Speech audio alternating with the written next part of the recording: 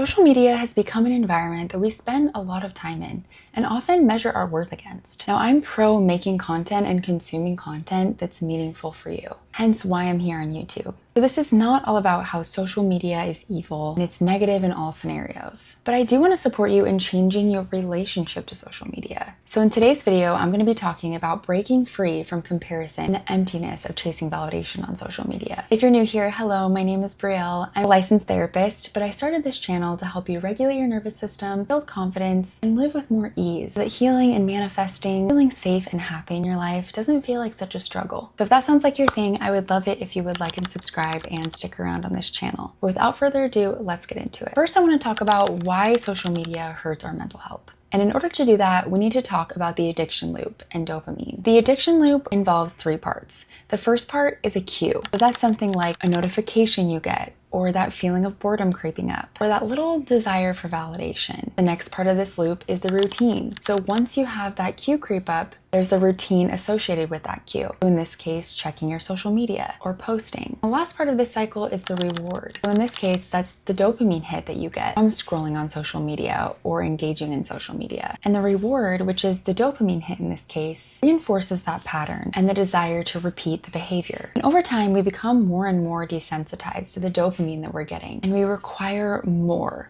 likes, more engagement, more time on the app in order to get the same amount of dopamine that we used to get and create that reward feeling. And that's how we get into that vicious cycle of using social media to numb out, to cope, distract, escape, because it does provide temporary relief from whatever's going on in your life that might be hard, or just from boredom, honestly. In our society, we really don't know how to be bored anymore. And then it gets even worse when you're using social media to maybe escape negative feelings, and you get caught up in the comparison trap of social media, and then you have even more negative feelings. So then it's just negative on negative, and it can create more isolation in our lives. We're entering into a system that we can't win at that point. When it comes to comparison in social media can be a great mirror for us. Mirror for our relationship with ourselves, and maybe where that relationship needs work. When we're feeling isolated and we're struggling in our own life, and then we get on social media and we see people experiencing success and togetherness and joy, we're getting validation.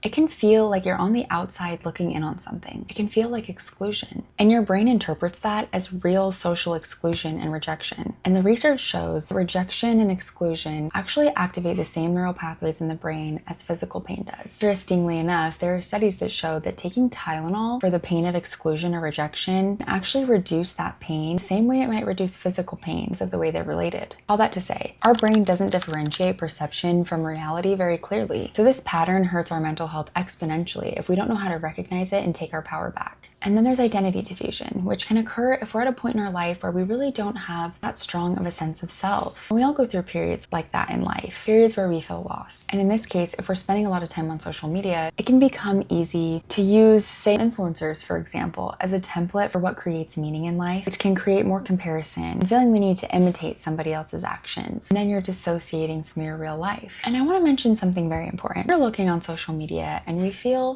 pang jealousy. Because let's be honest, when you have access to the highlight reels, so many different people, that's abnormal. That's a very new thing. And seeing the highest highs and having that access, especially if you're feeling directionless or struggling with where to go next in your own life, can cause some jealousy. The jealousy comes from looking at somebody else's life online. It doesn't actually have anything to do with wanting to be that person. It's almost always about wanting the feelings that we imagine they have. Feelings that come with financial security and freedom and opportunities and connection and purpose. Everyone deserves those things. Wanting stability and dignity is human. Wanting a life that feels good is human. And jealousy is often just blocked desire.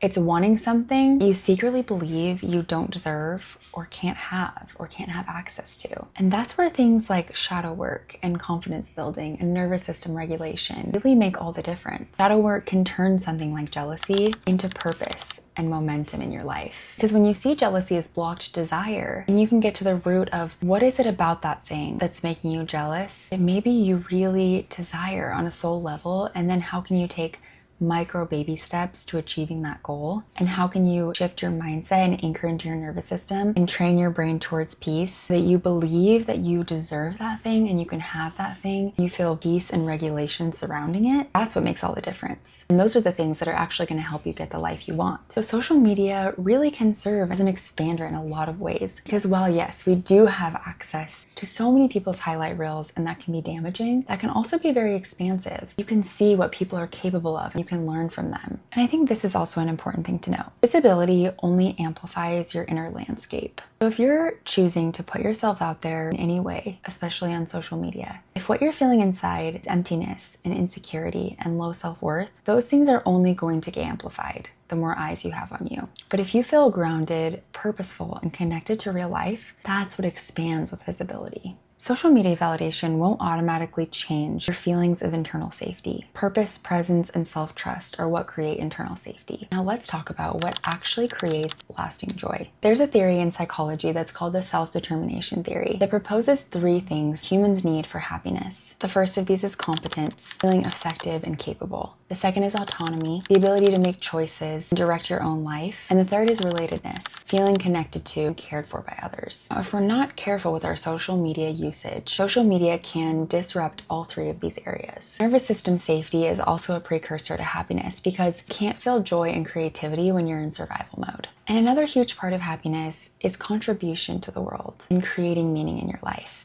People feel fulfilled when they help others live according to their values, feel useful, and express their gifts. The most safety and security and peace comes when you're aligned with your own mission. Because when you know what's important to you and what you value, you have a clear pillar for what to hold your actions up against. Asking yourself, does this choice I'm making align with who I want to be and what I value in my life? Now let's talk about how to reclaim your relationship to social media. And the first one is to reconnect to your real life. Ask yourself every day, what went well today that nobody witnessed or nobody online saw? Lean into and focus on how your life feels over how it looks, which you would think that would be automatic. But with the way we use social media now, it kind of becomes an automatic thought when we're experiencing something to think, oh, let me post this. Oh, this is going to make a great story or a great post. Or how will this look? Instead of how am I feeling in this experience, and dropping into your body and really dropping into the present moment in your life. And create rituals to make your life feel more like you. And like I said before, get clear on your values and what really matters to you so you have something to drive your action and your goals. The next is to rebuild your identity outside of the algorithm. We get so caught up in what everybody thinks online or what everyone is doing that we forget to put the phone down and take intentional time just to ourselves, to really relearn who we are, what are our likes and dislikes, and what are our desires, without the input of an entire internet's feelings and likes and dislikes and desires. You have to let yourself be in silence and be in your own company to really know yourself. The next point is to curate your feed intentionally. You have to protect your mental health at all costs. Your feed or your For You page does not care about your mental health. You have to recognize what aspects of social media make you feel expanded and what aspects make you feel contracted. And anything that makes you feel contracted should be an immediate unfollow. There might be some accounts that we were talking about earlier where you experience some jealousy because of blocked desire, and then you do shadow work, and then maybe that same account that felt contracting to you now feels like an expander.